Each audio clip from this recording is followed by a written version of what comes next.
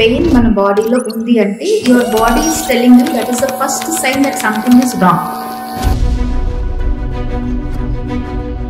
ఈ పెయిన్స్ కూడా ఇలా యూజ్ చేస్తారు పిఆర్పి, జిఎఫ్సి. మన బాడీలో ఉన్న సెల్స్ ఎక్కడైతే మనం డ్యామేజ్ అయిందో ఆ పార్ట్కి వేస్తే అది రీమోడలింగ్ అనేది చేస్తుంది. పిఆర్పి చేసిన తర్వాత పర్మనెంట్ సొల్యూషన్ అని కూడా చెప్పొచ్చా? అంటే నీ జాయింట్స్ ఏజ్ అవ్వకుండా కాపాడుకోవచ్చు. ఎప్పుడు నాగార్జున లాగా ఉండాలనుకోవడం అయితే కష్టం. పిఆర్పికి ఏజ్ తోటి అయితే సంబంధం లేదు. 94 years is the highest patient where I have done and the youngest one is a 12-year-old boy. Endocrine disruptors అసలు ఏంటి అది? చిన్న చిన్న పిల్లలు 7 years 5 years కూడా మెనార్క్ వచ్చేస్తుంది. క్యాన్సర్స్ రావడం కూడా ఇవి ఎక్కడి నుంచి వస్తాయంటే ఫస్ట్ థింగ్ మనం ఇప్పుడు మెక్డానల్డ్స్ కి వెళ్ళి ఫ్రెంచ్ ఫ్రైస్ తింటాం కదా, ఒకసారి వెళ్ళి ఆ ఫ్రెంచ్ ఫ్రైస్ కొనుక్కొని ఇంట్లో కొన్ని రోజులు పెట్టేసేయండి, 1 month కూడా పాడవు. అంటే ఈవెన్ బ్యాక్టీరియా ఫంగసెస్ కూడా చెత్త ఫుడ్ ని తినడానికి ఆబ్జెక్ట్ చేస్తున్నాయి. అలాంటి ఫుడ్ మనం మన పొట్టలో వేసుకుంటున్నాం. అంటే జస్ట్ ఇమాజిన్. మనకి పోస్ట్ ప్రెగ్నెన్సీ తర్వాత చాలా మంది బ్యాక్ పెయిన్ తో సఫర్ అవుతున్నారు. నాకు రీసెంట్ గా ఒక పేషెంట్ వచ్చారు, పోస్ట్ ప్రెగ్నెన్సీ కదా, ప్రెగ్నెన్సీ వల్ల పెయిన్ వస్తుంది అనుకుని వదిలేసాను. ఆల్మోస్ట్ 3 years అయిపోయింది ఆమె డెలివరీ అయిపోయి. దానికి ఎంఆర్ఐ తీసి చూస్తే there was a very big disc and this is.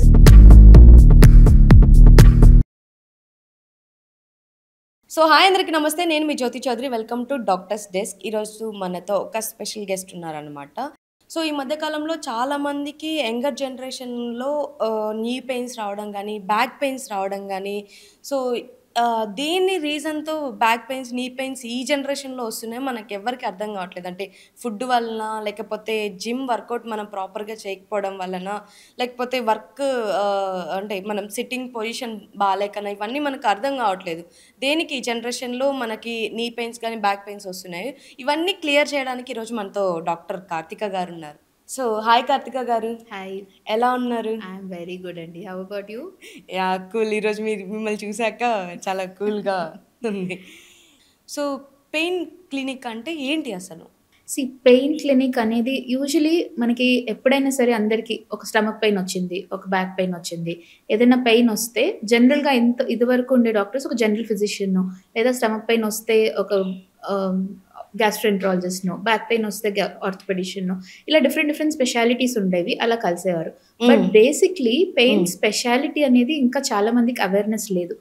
What is pain specialities per se? It's super speciality. అంటే we deal with all kinds of chronic pain. అంటే అన్ని రకాల దీర్ఘకాలిక నొప్పులు అంటారు కదా, దానికి సర్జరీ లేకుండా మనం ఇంటర్వెన్షనల్ ప్రొసీజర్స్ చేసేదే ఈ పెయిన్ క్లినిక్స్. సో బేసిక్లీ అసలు పెయిన్ ఎందుకు వస్తుంది, అది ఎక్కడి నుంచి వస్తుంది, పెయిన్ జనరేట్ చేసే స్ట్రక్చర్ ఏంటి అనేది మనం డయాగ్నోస్ చేసి దానికి ప్రాపర్ గా, అన్నిటికీ సర్జరీ ఒకటే సొల్యూషన్ కాదు. సో చిన్న పెయిన్స్ కూడా అలా అని టాబ్లెట్స్ తీసుకోలేరు. సో దానికి ఈ మెడిసిన్స్ ని అండ్ సర్జరీస్ ని, ఈ ఇన్ బిట్వీన్ థింగ్ ని బ్రిడ్జ్ చేసేదే పెయిన్ మేనేజ్మెంట్ ఒక speciality. So this is basically super speciality. MD anaesthesia తర్వాత మేము ఒక సూపర్ స్పెషాలిటీ డిగ్రీ ఉంటుంది పెయిన్ మేనేజ్మెంట్ అని. సో దీంట్లో right from a basic knee joint, shoulder, hip pain దగ్గర నుంచి క్యాన్సర్ పెయిన్ వరకు మనం క్యూర్ చేయొచ్చు. Okay, yeah. యాక్చువల్లీ ఏంటి, ఇప్పుడు క్యాన్సర్, సపోజ్ చిన్న ఎగ్జాంపుల్ తీసుకున్నాం. ఒక క్యాన్సర్ పేషెంట్ కి మనం క్యాన్సర్ పేషెంట్స్ ని చూస్తే వాళ్ళు పర్సే క్యాన్సర్ కన్నా ఎక్కువ బాధపడేది పెయిన్ తో. సో ఇప్పుడు వాళ్ళకి ఆంకాలజిస్ట్ అయినా ఏదైనా క్యాన్సర్ ని ట్రీట్ చేస్తారు, అంటే ఆ జబ్బుని ట్రీట్ చేస్తారు, అది స్ప్రెడ్ అవ్వకుండా చూస్తారు. కానీ దానివల్ల వచ్చే పెయిన్ ని సపరేట్ గా ట్రీట్ చేయాలి, దానికి ఒక స్పెషాలిటీ ఉంది అనేది చాలా మందికి అవేర్నెస్ లేదు. ప్లస్ అలాంటి కైండ్ ఆఫ్ పెయిన్ ని ట్రీట్ చేయడానికి కూడా చాలా న్యూయర్ టెక్నిక్స్ వచ్చాయి, న్యూయర్ మెషిన్స్ వచ్చాయి, న్యూయర్ టెక్నాలజీస్ వచ్చాయి. సో దాన్ని చేసేది బేసిక్లీ మా పెయిన్ మేనేజ్మెంట్ స్పెషలిస్ట్. సో ఇది చిన్న ఎగ్జాంపుల్ ఇచ్చాను నేను, క్యాన్సర్ పెయిన్ అని, అంతే. అది ఏ రకమైన క్యాన్సర్ అయినా, let it be like stomach cancer, pancreatic cancer, or ఈ మధ్యన ఫీమేల్స్ కి కామన్ అయిపోయింది cervical cancer, ovarian, uterine cancers. వీటి అన్నిట్లో major cause is pain. So ఆ పెయిన్ ని ట్రీట్ చేస్తాం మేము. అండ్ రైట్ ఫ్రమ్ బిగినింగ్, అంటే ఒక చిన్న నీ మోకాలు నొప్పి, నడుము నొప్పి, ఇలాంటి వచ్చేవి కూడా డీజనరేషన్ అని. అంటే ఇదేదో జబ్బు కాదు, అది వయసు రీత్యా అందరికి, నాకు తెలిసి మీ ఇంట్లో కూడా మీ ఫాదర్ మదర్ కి ఎప్పుడో ఒకసారి పెయిన్ ఉంటూనే ఉంటుంది. సో ఇలాంటి రకమైన చిన్న పెయిన్స్ ని కూడా అన్నిటికీ సర్జరీ లేకుండా మనం చేసేదే ఈ పెయిన్ మేనేజ్మెంట్ స్పెషాలిటీ. ఓకే, నార్మల్గా ఒక పేషెంట్ మీ దగ్గరికి కన్సల్ట్ అవ్వడానికి వచ్చినప్పుడు, సో అంటే మీ ప్రొసీజర్ ఎలా ఉంటుంది? ఓకే, సో బేసిక్లీ ఒక పేషెంట్ ఫస్ట్ మా దగ్గరకు వచ్చినప్పుడు అసలు పెయిన్ ఎందుకు వస్తుంది, ఎక్కడి నుంచి వస్తుంది, ఎలా వస్తుంది అనేది బేసిక్గా డయాగ్నోస్ చేస్తాం. నీకు బేసిక్ ఎగ్జాంపుల్, మా దగ్గర మోస్ట్లీ ఓపీడీకి వచ్చేది back pain and knee pain తోటి. అంటే ఒక 100 పేషెంట్స్ ఉంటే దాంట్లో 90% back pain and knee pain ఉంటారు. రెస్ట్ ఆఫ్ ద 10% మాత్రమే క్యాన్సర్ పెయిన్ కానీ, హెడ్ ఏక్స్ కానీ, ట్రైజమినల్ న్యూరాలజియా, ఇలా డిఫరెంట్ పెయిన్స్ ఉంటాయి. So suppose basic example back pain అని అనుకుందాం. సో ఒక పేషెంట్ చాలా రోజుల నుంచి బ్యాక్ పెయిన్ తో సఫర్ అవుతున్నారు. ఫస్ట్ పేషెంట్ ఎవరి దగ్గరికి వెళ్తారు చెప్తారా? మీకే బ్యాక్ పెయిన్ వచ్చింది, సో ఎక్కడికి వెళ్ళొచ్చు ఫస్ట్? ఎక్కడికి వెళ్తారు? నార్మల్ గా మాకు తెలిసినవి ఏంటంటే, ఒకవేళ బ్యాక్ పెయిన్ వచ్చినా లేకపోతే ఏ పెయిన్ వచ్చినా, బాడీ పెయిన్స్ మేము ఏదో బాడీలో ఒక పెయిన్ వస్తుంది అని చెప్పేసి మసాజ్ సెంటర్కి వెళ్ళి ఒక మసాజ్ చేయించుకొని కొంచెం రిలాక్స్ అవుతుంది అని చెప్పి మేము. True, this is what is happening. So ఈ పెయిన్ ఎలా ఫెటిగ్ వల్ల వచ్చిందో లేదా ఓవర్ వర్క్ వల్ల వచ్చిందో అనుకొని బేసిక్గా అందరూ ఫస్ట్ వెళ్ళేది ఒక మసాజ్ సెంటర్, ఒక ఫిజియోథెరపీ సెంటర్కో వెళ్ళి అలా కొన్ని రోజులు టైం పాస్ చేస్తూ ఉంటారు. When pain actually is bothering them, severity అయిపోయి ఒక 3-6 months, 1 year, I can even say there are patients who have suffered from pain for 5 to 6 years and then అప్పుడు ఒక పెయిన్ క్లినిక్ వస్తారు. సో బేసిక్లీ పెయిన్ క్లినిక్కి patients రాగానే మేము చేసేది ఏంటంటే, అసలు పెయిన్ దేని వల్ల వస్తుంది అని ప్రాపర్గా ఒక డయాగ్నోసిస్, ఒక ఎక్స్రే కానీ, ఎంఆర్ఐ కానీ, దెన్ అల్ట్రాసౌండ్ స్కానింగ్ కానీ, అలా ప్రాపర్గా పెయిన్ జనరేటర్స్ని కనుక్కుంటాం. As I said back pain గురించి అని అన్నాను కదా. సో బ్యాక్ పెయిన్ రావడానికి రీజన్స్ చాలా ఉంటాయి. బేసిక్ థింగ్ ఏంటంటే, ఇంప్రాపర్ పోస్చర్ వల్ల మజిల్ స్పాజమ్ అయిపోతుంది. మనకి బ్యాక్ అనేది ఒక పోస్చర్లో ఉంటుంది అనమాట. God has given in particular shape. That is why we are able to move everything and flex everything, bend చేస్తాం అన్ని చేస్తాం.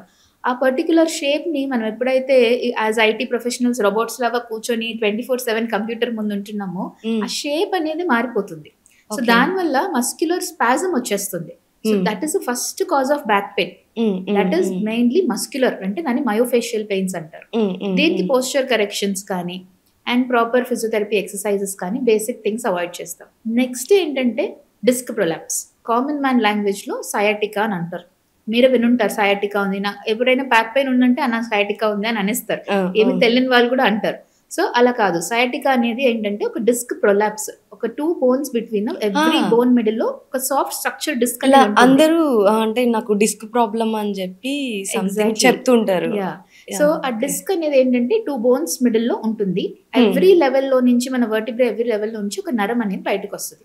సో ఎప్పుడైతే ఏ లెవెల్లో డిస్క్ బయటకు వస్తుందో ఆ లెవెల్ నరం అనేది ఒత్తుకుంటుంది. సో అది ఒత్తుకున్నప్పుడు ఆ లెవెల్ నుంచి మనకి పెయిన్ అనేది వస్తుంది. సో మేము అసలు పేషెంట్ చూడగానే చెప్పవచ్చు, అంటే ఇప్పుడు పర్టికులర్ ఈ నరం ఒత్తుకుంటే సర్టన్ లెవెల్ వరకు పెయిన్ వస్తుంది, దాని కింద నరం ఒత్తుకుంటే నీ వరకు పెయిన్ వస్తుంది, ఇంకొంచెం ప్రెస్ అవుతే లోవర్ లెవెల్స్ లో అంటే L5 S1 అంటుంటాం. సో ఆ లెవెల్లో ఒత్తుకుంటే మోకాల్ వరకు అండ్ యాంకిల్ వరకు కూడా పెయిన్ వస్తుంది. అలా మాకు కొన్ని తెలిసిపోతాయి అనమాట. సో బేసిక్ గా పెయిన్ అనేది డిస్క్ వల్ల వస్తుందా, లేదా నేను ముందు చెప్పినట్టు ఆ మజిల్ స్పాజమ్ వల్ల వస్తుందా, లేదా డిస్క్ టైర్స్ కూడా ఉంటాయి. డిస్క్ బయటకు వచ్చి నరంని ఒత్తుకోవడం వేరు అండ్ డిస్క్ టైర్స్ కూడా వేరు. సో దీన్ని యాన్యులర్ టైర్స్ కానీ డిస్క్ టైర్స్ కానీ అని అంటారు. సో ఈ టైర్స్ వల్ల కూడా వస్తాయి. బేసిక్లీ ఈ పెయిన్స్ అనేవి ఎక్కడి నుంచి వస్తాయి అని కనుక్కొని దాన్ని ఒక మల్టీ మోడల్ అప్రోచ్ గా ట్రీట్మెంట్ చేస్తాం. So this is the speciality where, అంటే ఒక పెయిన్ వచ్చింది దానికి ఒక టాబ్లెట్ ఇచ్చి పంపేయడం అలా కాకుండా ఆ పెయిన్ జనరేటర్ ఏంటి, దానికి ఈచ్ వన్ స్పెసిఫిక్ ట్రీట్మెంట్ ఏంటి అనేది మేము చేస్తాం. సో దీన్ని బట్టి చూసుకుంటే మీ ట్రీట్మెంట్స్ ఎలా ఉంటాయి? సో ట్రీట్మెంట్ వైజ్ వచ్చేసి నేను ఇందాక చెప్పాను కదా, డిస్క్ ప్రొలాప్స్ వల్ల కానీ పెయిన్ వస్తుంది, మజిల్ స్పాజమ్స్ వల్ల వస్తాయి అని. సో ఏ పర్టిక్యులర్ పార్ట్ మనకి డ్యామేజ్ అయిందో తెలుసుకోవడం, అంటే డయాగ్నోసిస్ ఇస్ చాలా చాలా ఇంపార్టెంట్. అంటే కొంతమంది చూస్తాం ఎంఆర్ఐ కంప్లీట్ గా నార్మల్ ఉంటుంది, అన్ని టెస్టులు నార్మల్ ఉన్నాయి మేడం, మేము ఇప్పటివరకు ఒక 10-15 డాక్టర్స్ వరకు తిరిగేసాము, we don't get a solution anywhere, మాకు పెయిన్ అయితే ఉంది అంటారు. అట్ ది లాస్ట్ వాళ్ళు ఈవెన్ సైకాలజిస్ట్ దగ్గరికి వెళ్తే this is just psychology pain, మీరు ఎక్కువ ఆలోచిస్తున్నారు, దీనికి ఏం ఉండదని చెప్పి పంపిస్తారు. బట్ యాక్చువల్ గా పెయిన్ భరించే వాడికే తెలుసు పెయిన్ ఎంత కష్టంగా ఉంటుంది అనేది. బట్ అక్కడ చూస్తే ఎంఆర్ఐ నార్మల్ ఉంటుంది, అల్ట్రాసౌండ్ నార్మల్ ఉంటుంది, ఎక్స్రేస్ నార్మల్ ఉంటుంది, ఏమీ ఉండదు. These simple pains are called myofascial pains. So ఇవి మోస్ట్లీ ఎస్పెషలీ యంగర్ జనరేషన్ లో రాంగ్ సిట్టింగ్ పోస్చర్ వల్ల కానీ, okay, lack of exercise, lack of muscle strength, దీనివల్ల ఈ మయోఫేషియల్ పెయిన్స్ వస్తాయి. సో దీనికి ఒక ప్రాపర్ ట్రీట్మెంట్ ప్రోటోకాల్ ఉంటాయి. అండ్ లాస్ట్ లైక్ అది పెయిన్ ఎందుకు వస్తుంది, ఎక్కడి నుంచి వస్తుంది, దీనికి ఫర్దర్ గా ఏం చేయాలి అనేది ఆ ట్రీట్మెంట్ ప్రోటోకాల్ లో మేము ఏం చేస్తామంటే, ఫస్ట్ పోస్చర్ కరెక్షన్, ఏం తప్పులు జరుగుతున్నాయి, పేషెంట్ ఎందుకు ఈ పెయిన్ స్టార్ట్ అయింది అని ఫస్ట్ పోస్చర్ కరెక్షన్ చేయడం, మజిల్ స్ట్రెంథనింగ్స్ చేయడం. మాకు ఫిజియోథెరపీ టీమ్ ఉంటుంది, team of doctors where they analyse each muscles and strengthen that group of muscles. Then comes important role diet. So diet పైన కూడా ఎక్కువ యాంటీ ఆక్సిడెంట్ రిచ్ డైట్ లేకపోయినా, మీ diet proper గా లేకపోయినా సరే మీకు మజిల్ స్పాజమ్స్ అన్ని వస్తాయి. దీనిపైన ఉంటుంది. Last comes hour injections. So ఇంకా అన్ని చేసిన తర్వాత కూడా పెయిన్ తగ్గట్లేదు అన్నప్పుడు ఆ కాజ్ దగ్గర, ఆ పర్టిక్యులర్ మజిల్ దగ్గర నర్వ్ బ్లాక్స్ అని ఉంటాయి అండ్ నర్వ్ రూట్ ఇంజెక్షన్స్ అని ఉంటాయి. ఇలా డిఫరెంట్ అండ్ ఇప్పుడు ఏంటంటే స్పైన్ లో చిన్న బోన్స్ అరిగిపోతాయి అనమాట, ఫెసెట్ జాయింట్స్ అంటారు వాటిని. సో యూజువలీ ఫెసెట్ జాయింట్స్ అరిగిపోవడం అనేది పిక్ చేయడం చాలా కష్టం. అంటే most of the time MRIs లో కూడా ఎక్కువ కనిపించదు, లాస్ట్ స్టేజ్ వచ్చే తప్ప. సో ఇలాంటి ఫెసెట్ జాయింట్ పెయిన్స్ లేదా ఎస్ఐ జాయింట్ అంటారు, ఎస్ఐ జాయింట్ పెయిన్స్ కానీ ఎక్కడైతే పెయిన్ జనరేటర్ ఉందో అక్కడికి వెళ్ళి రేడియో ఫ్రీక్వెన్సీ అబ్లేషన్స్ అంటారు. So this is a kind of newer technique where అక్కడ రేడియో ఫ్రీక్వెన్సీ వేవ్స్ అనేది ఒక నీడిల్ ద్వారా పంపించి ఆ పెయిన్ అనేది మనం డిక్రీజ్ చేయొచ్చు. సో బేసిక్లీ ఇది ఒక మల్టీ మోడల్ అప్రోచ్. ఓకే, అంటే చాలా మంది పెయిన్ ని నెగ్లెక్ట్ చేస్తున్నారు. ఇది నార్మల్ పెయిన్ మనం యంగ్ గా ఉన్నాం కదా, మనకెందుకు మోకాలు నొప్పులు నడుము నొప్పి వస్తుంది, ఏదో మనం వర్క్ చేయడం వల్ల ఎక్కువ పెయిన్ వస్తుందేమో అని చెప్పేసి నార్మల్ పెయిన్ అని చెప్పి చాలా మంది నెగ్లెక్ట్ చేస్తున్నారు ఆ పెయిన్ ని. అది ఎగ్జాక్ట్ గా ఈ పెయిన్ ఆ పెయిన్ వాళ్ళకి తెలియదు, సో నెగ్లెక్ట్ చేస్తున్నారు. వాళ్ళకి మీరు ఏం చెప్తారు?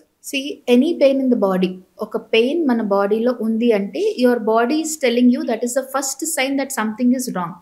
అంటే ఒక నార్మల్ హ్యూమన్ అనాటమీ స్ట్రక్చర్ మనకి దేవుడు ఎలా ఇచ్చాడో అప్పుడు దాంట్లో ఏదైనా అనాటమీలో డిస్టర్బ్ అయితేనే పెయిన్ వస్తుంది. అంటే మనకు కడుపు నొప్పి వచ్చింది, కడుపులో ఏదైనా డిస్టర్బెన్స్ ఉంటేనే కదా నొప్పి అనేది వచ్చింది, నొప్పి అనేది వచ్చేది. సేమ్ థింగ్ సపోజ్ మోకాలు నొప్పి వచ్చింది అనుకోండి, అసలు పేషెంట్స్ నా దగ్గర ఆల్మోస్ట్ 10 to 20 years పెయిన్ తోటి సఫర్ అయ్యి ఇప్పుడు వస్తారు. ఏం చేస్తారు మీరు 10 years అని చెప్తే, మోకాలు నొప్పులే కదండి కామన్ అనుకున్నాము, వయసు అయిపోతుంది కదా పెయిన్స్ వచ్చేస్తాయి అనుకుంటున్నాం. That is not the answer now. అది 10 years బ్యాక్ ఉన్న సినారియో. ఇప్పుడు పెయిన్ వస్తే any pain in the body అది క్రానిక్ పెయిన్ నుంచి, అంటే అక్యూట్ పెయిన్ అంటే 3 months ఉంటుంది. 3 months కన్నా ఏదైనా పెయిన్ మన బాడీలో ఎక్కువ అయిందంటే దాన్ని క్రానిక్ పెయిన్ అంటారు. సో క్రానిక్ పెయిన్ వచ్చే వరకు మనం చూసుకోకూడదు. Acute pain, any pain in the body 3 months కన్నా ఎక్కువ మన బాడీలో ఉండకూడదు. ఉంటే దట్ ఈస్ సంథింగ్ రాంగ్, లోపల ఏదో తప్పు జరుగుతోంది అని అది తెలుసుకొని మనం డయాగ్నోస్ చేసుకోవాలి. బేసిక్ నిందా మీరు అన్నట్టు నీ జాయింట్ పెయిన్స్. సో నీ జాయింట్స్ ఏమనుకుంటారు, ఎక్కువ నడుస్తున్నాం లేదా ఎక్కువ తిరుగుతున్నాము ఇంత వెళ్ళే పాయింట్స్ అని అనుకుంటారు. నో, నీ జాయింట్ పెయిన్స్ కి కూడా these days there are advanced solutions. So దీనికి లాస్ట్ స్టేజెస్ వరకు వెయిట్ చేసి సర్జరీకి వెళ్ళనవసరం లేదు. ఇనిషియల్ స్టేజెస్ లోనే డయాగ్నోస్ చేస్తే ఈ పెయిన్స్ అన్నిటికీ ట్రీట్మెంట్స్ ఉంటుంది. సో ఇప్పుడు నార్మల్ గా చాలా మంది లేట్ చేయడం వల్ల ఆ పెయిన్ అనేది సర్జరీ దాకా వెళ్ళిపోతుంది. ఎగ్జాక్ట్లీ. సో ఇప్పుడు అంత దూరం వెళ్ళకుండా, సర్జరీ దాకా వెళ్ళకుండా అది కంట్రోల్ చేయొచ్చు అన్న ఏ స్టేజ్ లో ఉండి మనం డాక్టర్ ని కన్సల్ట్ అవ్వాలి? Yes, a very good question. Actually ఎప్పుడైనా నేను అన్నట్టు ఇందాక ఒక అక్యూట్ పెయిన్ అంటే 3 months కన్నా మన బాడీలో ఒక పెయిన్ ఉంది అంటే definitely you should consult doctor. So ఆ 3 months కన్నా పెయిన్ ఎక్కువ ఉంది అంటే ఆ పార్ట్ డీజనరేట్ అవుతుంది అని అర్థం. సింపుల్ ఎగ్జాంపుల్ యాజ్ ఆ డిస్కషన్ వాస్, ఇది నీ జాయింట్ ఎగ్జాంపుల్ చేద్దాం. సో నీ జాయింట్ ఎప్పుడైనా పెయిన్ వస్తుంది అంటే దాంట్లో వేర్ అండ్ టెర్ దానివల్ల వస్తుంది. సో సపోజ్ మీరు ఏదైనా కింద పడ్డారు లేదా స్పోర్ట్స్ ఇంజురీ అయింది లేదా జిమ్ చేశారు, అప్పుడు పెయిన్ వచ్చింది అంటే అదొక లిగమెంట్ టేర్ దానివల్ల ఉండుంటుంది. అది మనం ప్రాపర్గా డయాగ్నోస్ చేసి ట్రీట్మెంట్ చేసుకోవచ్చు. కానీ ఏం చేయకుండానే మీకు పెయిన్ స్టార్ట్ అవుతుంది అన్నప్పుడు అంటే మీ బాడీలో డీజనరేషన్ స్టార్ట్ అవుతుంది అని అర్థం.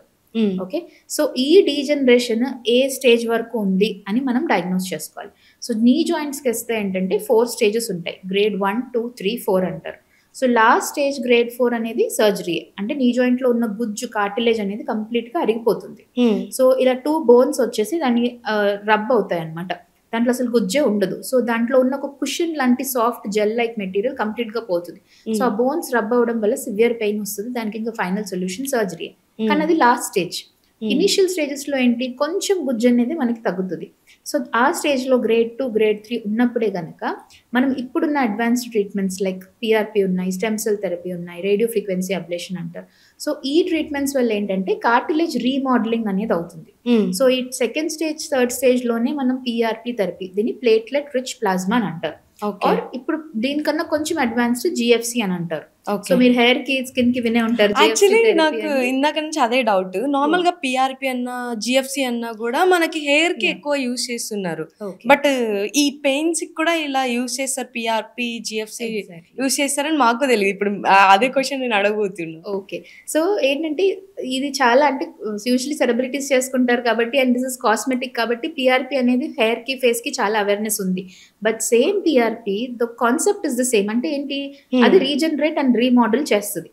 ఇది మన బాడీలో ఉన్న సెల్సే, ఆ ప్లేట్లెట్స్ ప్లాస్మా సెల్స్ అనేది ఎక్కడైతే మనం డ్యామేజ్ అయిందో ఆ పార్ట్కి వేస్తే అది రీమోడలింగ్ అనేది చేస్తుంది. So same thing new hair ఎలా గ్రో అవుతుందో హెయిర్ పిఆర్పీస్ చేసి లేదా ఫేస్ పిఆర్పీ చేస్తే స్కిన్ ఎలాస్టిసిటీ ఎలా ఇంప్రూవ్ అవుతుందో సేమ్ థింగ్ మనం జాయింట్స్ కి, నీ జాయింట్ కి కనుక పిఆర్పీ చేస్తే అక్కడ ఉన్న కార్టిలేజ్ అనేది రీమోడల్ అయ్యి అక్కడ ఇన్ఫ్లమేషన్ అనేది తగ్గుతుంది. So usually wear and tear వల్ల అక్కడ ఇన్ఫ్లమేషన్ అనేది వస్తుంది. సో ఆ ఇన్ఫ్లమేషన్ తగ్గడం వల్ల పెయిన్ తగ్గుతుంది and it will arrest at that particular point. అంటే మీరు గ్రేడ్ 2లోనో గ్రేడ్ 3లోనో వచ్చి నా దగ్గర పిఆర్పీ కనుక చేయించుకుంటే మీరు ఫర్దర్ గా గ్రేడ్ 4కి వెళ్ళరు అనే కాన్ఫిడెన్స్ అయితే డెఫినెట్లీ ఉంటుంది. ఇప్పుడు పిఆర్‌పీ అని చెప్పారు కదా, సో ఇది పిఆర్‌పీ చేసిన తర్వాత పర్మనెంట్ సొల్యూషన్ అని కూడా చెప్పొచ్చా? కామన్ గా ఇదే క్వశ్చన్ నన్ను పేషెంట్స్ అడుగుతూ ఉంటారు. Everything what we want should be permanent అనుకుంటారు. పిఆర్పీ అనేది ఒక టెంపరరీ అని చెప్పాను, at the same time permanent అని చెప్పాను. నీ జాయింట్స్ ఎగ్జాంపుల్ వస్తే మనం రోజు నడుస్తున్నాము, పరిగెత్తుతున్నాము, we work everything, half of our body weight is on knee joints. So wear and tear అనేది ఖచ్చితంగా అవుతుంది. సో ఆ వేర్ అండ్ టేర్ ని మనం స్టాప్ చేయడానికి గ్రేడ్ 2 గ్రేడ్ 3లో పిఆర్పీ అనేది చేసుకుంటాం. సో ఇది పర్మనెంటా అంటే మీరు ఇంట్లో తిని ఊరికే కూర్చోండి ఏం పని చేయకుండా మోకాలు మీరు బరువు వేయకండి, పర్మనెంటే. అది పాసిబుల్? డెఫినెట్లీ నాట్ కదా. సో మనం ఏజ్ రిలేటెడ్ డీజనరేషన్ అవుతుంది.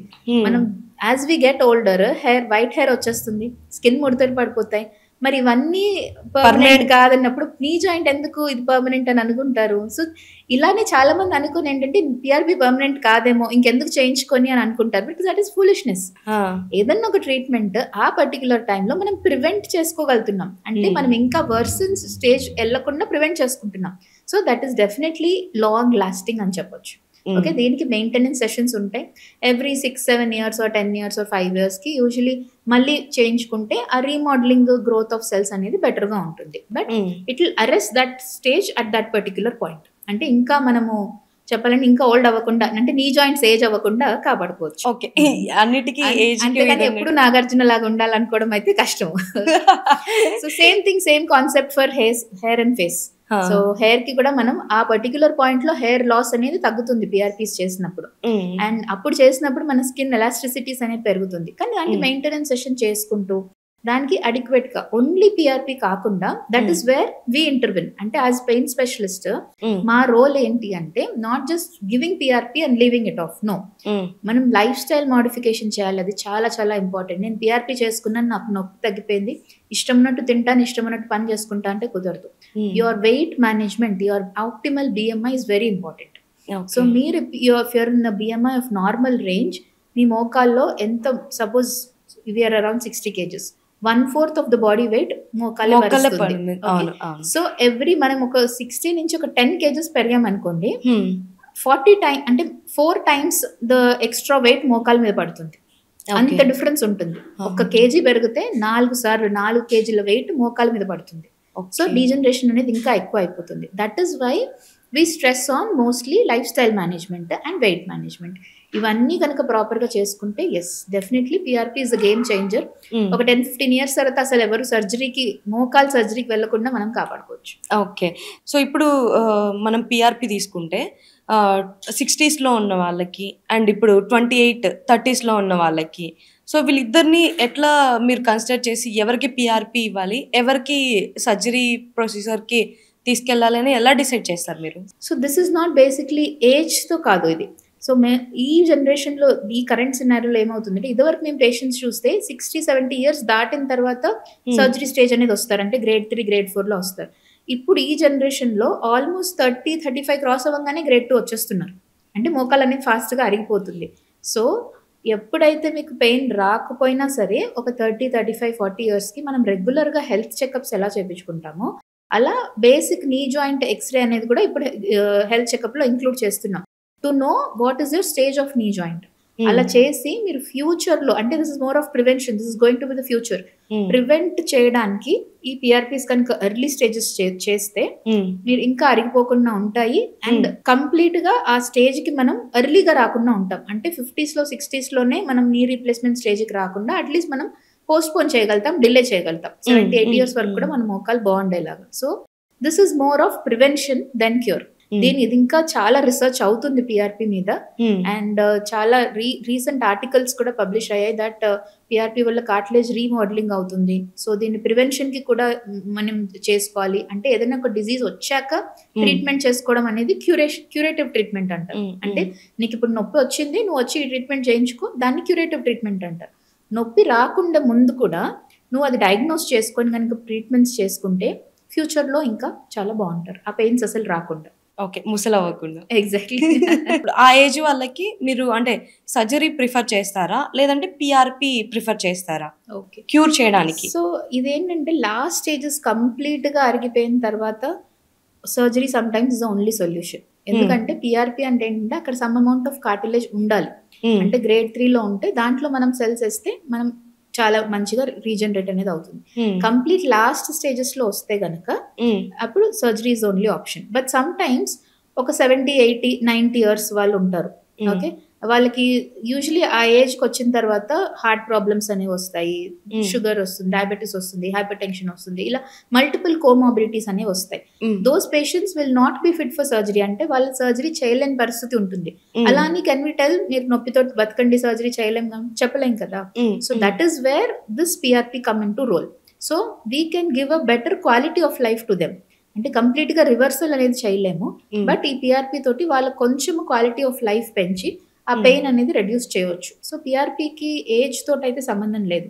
94 years is the highest patient where I have done, and the youngest one is a 12-year-old boy. Okay, yeah, okay. So ఇలా ఏజ్ తోటి సంబంధం లేకుండా మీరు పిఆర్పిస్ అనేది ఏజ్ లో అయినా చేసుకోవచ్చు. బట్ కొన్ని స్టేజెస్ లో yes I'm not against surgeries. Definitely last stage 4th grade ఉన్నప్పుడు surgery is the only option. But our main motto ఏంటి, ఆ స్టేజ్ వరకు రాకండి. ఆల్రెడీ వచ్చేసిన వాళ్ళు ఫైన్, సర్జరీ చేయించుకుంటున్నారు, కొంతమంది పాలియేటివ్ గా చేస్తున్నాం పిఆర్పి. బట్ ఆ స్టేజ్ కి రాకుండా ఉండాలంటే ఎలా చేయాలి అనే మెయిన్ మోటోని ఈ పెయిన్ క్లినిక్స్. సో ఈ మధ్య కాలంలో ఎక్కువ చూసుకుంటే మనకి పోస్ట్ ప్రెగ్నెన్సీ తర్వాత చాలా మంది బ్యాక్ పెయిన్ తో సఫర్ అవుతున్నారు. సో ఒక ప్రాబ్లం, నీ పెయిన్స్ వస్తున్నాయి, బ్యాక్ పెయిన్ వస్తుంది పోస్ట్ ప్రెగ్నెన్సీ తర్వాత. సో దాన్ని వెనకాల రీజన్ ఏమంటారు, వాళ్ళు తీసుకోవాల్సిన ప్రికాషన్స్ ఏంటి? డెఫినెట్లీ పోస్ట్ ప్రెగ్నెన్సీ పెయిన్ అనేది చాలా important. It is most commonly neglected. అంటే చాలా మంది ఇప్పుడు ఈ జనరేషన్ లో కూడా ఏమనుకుంటారంటే ప్రెగ్నెన్సీ కదా పెయిన్స్ కామన్ అనుకుంటారు. నో, ప్రెగ్నెన్సీ తర్వాత pains are not common, because pregnancy is a natural phenomena. దాంట్లో వెయిట్ గెయిన్, వెయిట్ లాస్ అనేది, దాంట్లో వెయిట్ గెయిన్ అనేది అవుతుంది. అది గ్రాడ్యువల్ గా ఆ వెయిట్ అనేది post pregnancy while feeding and all weight loss అవుతుంది. కానీ పెయిన్స్ అనేవి పోస్ట్ ప్రెగ్నెన్సీ రావడం దానికి first main reason improper posture. Okay, and over weight. ఈ sudden weight gain and sudden loss వల్ల మనకు జాయింట్ ఉంటుంది, ఒక మన స్పైన్ ని అండ్ పెల్విస్ ని జాయింట్ చేసే ఒక జాయింట్, దీన్ని ఎస్ఐ జాయింట్ అని అంటారు. This is called as sacroiliac joint. ఈ సేక్రోఇలియైటిస్ అనేది చాలా కామన్ పోస్ట్ ప్రెగ్నెన్సీ. ఇది చాలా మంది మిస్డయాగ్నోస్ చేస్తూ ఉంటారు. సో యూజువలీ మా దగ్గరకు పోస్ట్ ప్రెగ్నెన్సీ వచ్చే పెయిన్స్ లో 50% పేషెంట్స్ కి సేక్రోఇలియైటిస్ ఉంటుంది. సో ఈ సేక్రోఇలియైటిస్ కి simple SI joint injections and SI joint radio frequencies అనేవి చేస్తూ ఉంటాం. Very much commonly treatable. So ప్రెగ్నెన్సీలో మెయిన్లీ తీసుకోవాల్సింది వెయిట్ గెయిన్, ప్రాపర్గా ఎక్కువ ఓవర్ వెయిట్ కాకుండా, ఫీడింగ్ అప్పుడు proper posture and basic exercises. Post pregnancy 6 to 8 weeks post delivery start చేసేయాలి. ఇలా చేసి అండ్ డెలివరీ అయ్యాక కూడా యూజువలీ ఎక్కువ ఫీడింగ్ ఇచ్చేటప్పుడు కూడా మనకి లాక్టేషన్ లో కూడా 300 to 350 calories ఎక్స్ట్రా సరిపోతాయి. అప్పుడు కూడా యూజువలీ ఎక్కువ ఆకలేస్తుందని ఎక్కువ తినేస్తాం. లాక్టేషన్ లో దో మనకి ఫుడ్ ఇంటేక్ కొంచెం ఎక్కువ అయినా సరే వాటర్ ఇంటేక్ ఎక్కువ తీసుకొని, హైడ్రేషన్ చాలా important because breast milk contains 80% వాటరే. సో హైడ్రేషన్ మంచిగా తీసుకొని ఆ 300 to 350 calories ఎక్స్ట్రా తీసుకొని ప్రోటీన్ మెయింటైన్ చేసుకుంటే ఆ వెయిట్ బ్యాలెన్స్ అనేది చేసుకోవచ్చు. ఆల్మోస్ట్ 6 to 8 months లో you can come back to pre pregnancy weight. So మీరు ఇందాక ఈ క్వశ్చన్ అడిగినప్పుడు నాకు రీసెంట్ గా ఒక పేషెంట్ వచ్చారు. I was so surprise. పోస్ట్ ప్రెగ్నెన్సీయే కదా, ప్రెగ్నెన్సీ వల్ల పెయిన్ వస్తుంది అనుకొని వదిలేసాను. ఆల్మోస్ట్ 3 years అయిపోయింది ఆమెకు డెలివరీ అయిపోయి. ఇప్పుడు పెయిన్ తోటి 3 years నుంచి పెయిన్ ఉంది, మరి ఎందుకు కన్సల్ట్ అవ్వలేదు అని అంటే, ప్రెగ్నెన్సీ కదా మేడం కామన్ అనుకున్నా. మా ఇంట్లో మా మదర్, మా అత్తమ్మ కూడా అలానే అన్నారు. ఇప్పుడు సివియర్‌గా అయిపోయింది కదా అని వచ్చాను అని అనింది. దానికి ఎంఆర్ఐ తీసి చూస్తే there was a very big disc and this is classical nerve disc prolapse. So we have done the treatment, injection procedure, nerve block చేసాం. She is fine now. But patients mentality చూడండి. Pregnancy కదా pain normal అనుకొని 3 years పెయిన్‌ని భరించారు. So that is not the scenario. Pregnancy వల్ల pain normal అనుకోవడము, లేదా చాలా మంది ప్రెగ్నెన్సీలో అనస్థీషియా ఇస్తారు సిజేరియన్ సెక్షన్‌లో. అనస్థీషియా ఇచ్చేటప్పుడు స్పైన్‌కి ఒక చిన్న ఇంజెక్షన్ ఇచ్చి అనస్థీషియా ఇస్తారు. దానివల్ల నాకు స్పైన్‌కి ఇంజెక్షన్ ఇచ్చాము, ఆ పెయిన్ ఇంకా ఉండిపోయింది అని అంటారు. No, that is also wrong notion. Usually spinal anaesthesia or epidural anaesthesia వల్ల అంత పెయిన్ ఉండదు. అదేం life long post pregnancy and post delivery pain continue అవ్వదు. దానివల్ల అయితే పెయిన్ అస్సలు రాదు. ఆ పెయిన్ వచ్చేది ఏంటంటే మజిల్స్ వీక్ అయిపోతాయి, ఎక్సర్సైజ్ చేయం అసలు మనం. అండ్ ఆ వెయిట్ గెయిన్ అనేది అలా క్యారీ అయిపోతూ ఉంటుంది. ప్రెగ్నెన్సీ కదా, ఇప్పుడే వెయిట్ తగ్గట్లేదు, ఇప్పుడే ప్రెగ్నెన్సీ అయింది అందుకే వెయిట్ పెరుగుతున్నామని ఇష్టం ఉన్నట్టు తినేస్తారు, వెయిట్ పెరుగుతారు. సో అలా అని pains are not common in pregnancy. So definitely post pregnancy pain is also treatable. Pain ఉంటే కనుక ప్రాపర్ గా డయాగ్నోస్ చేసి చూపించుకోవాలి. ఇది కూడా సేమ్ అంటే మన 3 months లో మనం దాన్ని కన్సిడర్ చేసి ఎగ్జాక్ట్లీ చేయొచ్చు అన్నమాట. ఇది కూడా సేమ్. సో నార్మల్గా మీ యూట్యూబ్ ఛానల్ మేము చూస్తుంటే వీడియోస్, ఇన్స్టాగ్రామ్కి ఇవన్నీ కూడా పెయిన్ రిలేటెడ్ కాకుండా ఫుడ్ రిలేటెడ్ ఎక్కువ ఉన్నాయి. సో ఏంటి అంటే ఫుడ్కి పెయిన్కి రిలేటెడ్ అంటే ఎందుకు మీరు ఆ వీడియోస్ చేస్తున్నారు ఫుడ్ రిలేటెడ్ ఎక్కువ? ఎగ్జాక్ట్లీ, ఎందుకంటే ఇప్పుడు మనం చూస్తున్న పెయిన్స్ యూజువలీ యంగర్ జనరేషన్ లో వచ్చే పెయిన్స్ చాలా మటుకు ఫుడ్ వల్ల అండ్ ఇంప్రాపర్ లైఫ్ స్టైల్ వల్లే వస్తుంది. నా దగ్గర రీసెంట్ గా పేషెంట్ వచ్చారు. స్టెప్స్ ఎక్కడం ఒక ఎక్సర్సైజ్ అనుకున్నారు. అంటే డైలీ ఆల్మోస్ట్ వాళ్ళ ఆఫీస్ 7th floor లో ఉంటే ఒక 7 floors every day climbing the stairs and getting down. అసలు లిఫ్ట్ యూస్ చేయరు. ఎవ్రీడే 2 times లంచ్ టైంలో కూడా 7 floors ఎక్కి దిగుతున్నారు. సో ఆల్మోస్ట్ ఇలా 6 months చేశాడు. నా దగ్గర ప్రీ జాయింట్ పెయిన్స్ తోటి వస్తే ఆల్మోస్ట్ ఆయన ఎక్స్రే చూసే వరకు I was shocked. His age is 36 but the x ray is like 46. అంటే ఒక 10 years ముందు అరిగిపోయింది మోకాలు. చాలా మంది ఎక్సర్సైజ్ అంటే స్టెప్స్ ఎక్కడము లేదా ఓవర్ వాకింగ్ అని. మనం కేబీఆర్ పార్క్ వెళ్తే అసలు తిరుగుతూనే ఉంటారు, కిలోమీటర్ తిరుగుతూనే ఉంటారు. నో, లేదేమన్నా అంటే నాకు షుగర్ ఉంది అందుకని వాకింగ్ చేస్తాను, నాకు హార్ట్ ప్రాబ్లం ఉంది వాకింగ్ చేస్తాను అంటారు. That is absolutely wrong notion. Yes, walking up to a certain limit is good. దాన్ని మన ఏజ్ని బట్టి మన మోకాలు ఎలా ఉందో దానికి సర్టన్ స్టేజెస్లో ఒక 1/2 kilometer 1 kilometer మ్యాక్సిమం మీ ఫిట్నెస్ బాగుంటే ఒక 2 kilometers వరకు it is good. Stair climbing అనేది మోకాల్కి అస్సలు మంచిది కాదు. Whether it is one flight of stairs అంటే ఒక్క ఫ్లోర్ అయినా సరే, ఏదైనా సరే, అసలు స్టేర్ క్లైంబింగ్ అనేది ఒక టైప్ ఆఫ్ ఎక్సర్సైజే కాదు. సో స్టేర్ క్లైంబింగ్ కనుక చేస్తే డెఫినెట్లీ చాలా ఫాస్ట్గా మోకాలు అరిగిపోతాయి. సో ఈ అవేర్నెస్ పెంచడానికే నేను చాలా వీడియోస్ కూడా నేను చేస్తూ ఉంటాను. So stair climbing is wrong అని. So one more thing, food మీద ఎక్కువ కాన్సన్ట్రేట్ ఎందుకు చేస్తూ ఉంటానంటే ఒబెసిటీ వల్లే పెయిన్స్ వస్తాయి. ఓకే, సో ఇప్పుడు మనము బేసిక్లీ ఈ ఫుడ్స్ లో చాలా మటుకు మన younger generation we're more incline to junk food. And junk food అంటే ప్రిజర్వేటివ్స్, ఎమల్సిఫైయర్స్, అన్ని ఆర్టిఫిషియల్ కలరింగ్ ఏజెంట్స్ ఇవన్నీ ఉంటాయి. సో వీటి అన్నిటి వల్ల మన బాడీలో ఎండోక్రైన్ డిస్రప్టర్స్ అనేవి చాలా ఎక్కువ పెరుగుతున్నాయి. సో దీనివల్ల ఈ పెయిన్స్ రావడము ఇవన్నీ చాలా ఎక్కువైపోతున్నాయి. So once we control our life style and food habits 50% of the pains treat చేసేయచ్చు. So always prevention is better than cure అని నేను ఎక్కువ ఫుడ్ మీద కాన్సన్ట్రేట్ చేస్తూ ఉంటాను. సో మీరు ఇందాక అన్నారు కదా ఎండోక్రైన్ డిస్రప్టర్స్ అని. సో అసలు ఏంటి అవి? ఈ మధ్యకాలం చాలా మంది డాక్టర్స్ దాని మీద అవేర్నెస్ క్రియేట్ చేస్తూ ఉన్నారు. సో ఏంటి అవి? ఎండోక్రైన్ డిస్రప్టర్స్ అనేవి ఏంటంటే ఇప్పుడు మనం బేసిక్లీ మనం తినే ఫుడ్ లో ఆర్టిఫిషియల్ కలర్స్ నుంచి ప్లాస్టిక్స్, మనం యూజ్ చేసే ఫ్రైయింగ్ నాన్ స్టిక్ ప్యాన్స్లలో ఫుడ్ ప్లాస్టిక్ బాటిల్స్ ఉంటాయి కదా, వీటిలలో అన్నిట్లో ఒక హార్మోనల్ డిస్రప్టర్స్ అనేవి ఉంటాయి. సో వీటి జెనెటిక్ కోడ్ అండ్ ఇండైరెక్ట్లీ మన బాడీలో ఉన్న ఎండోక్రైన్ హార్మోన్స్ సేమ్ ఉండడం వల్ల వీటి సేమ్ రిసెప్టర్స్ మీద కూర్చుంటాయి and they try to bind to them. So దీనివల్ల హార్మోనల్ డిస్రప్టర్స్ అనేవి ఎక్కువ అవుతున్నాయి. సో ఈ హార్మోనల్ డిస్రప్టర్స్ వల్ల ఈ మధ్యన చూసారా చాలా యంగ్ పీపుల్కి, అంటే ఇదివరకు age of మెనార్కి use to be 10-12 years, ఇప్పుడు చిన్న పిల్లలు 7 years 5 years కూడా మెనార్క్ వచ్చేస్తుంది. అండ్ ఈవెన్ మెనోపాజ్ ఒక 30-40 yearsకి మెనోపాజ్ అయిపోతుంది. సో ఇది చాలా ఎర్లీగా మెనార్కి రావడము అండ్ బాయ్స్ లో కూడా సెకండరీ సెక్షువల్ క్యారెక్టర్స్ అన్ని ఫాస్ట్ గా డెవలప్ అయిపోవడము అండ్ ఎర్లీ ఏజెస్ లోనే హెయిర్ గ్రేయింగ్ అయిపోవడము, ఎర్లీ ఏజెస్ లో ఈవెన్ క్యాన్సర్స్ రావడం కూడా. చాలా కామన్ అయిపోయింది. సో ఈ ఎండోక్రైన్ డిస్రప్టర్స్ అనేవి they have the same genetic code where they come and bind to our hormones. So దీనిలో ఈ root cause of hormonal imbalance అనేది చాలా అయిపోతుంది. సో మన బాడీలో ఎవ్రీథింగ్ ఫంక్షనింగ్ కి హార్మోన్స్ అనేది చాలా important. So especially for example thyroid అనేది ఒక హార్మోన్. అసలు ఇదివరకు థైరాయిడ్ అనేది ఎవరో లక్షల్లో ఒకరు ఉండేది, ఇప్పుడు ఇంటికి ఒకరు థైరాయిడ్ ఉంటున్నారు. సో వీటన్నిటికీ main reason is endocrine disruptors.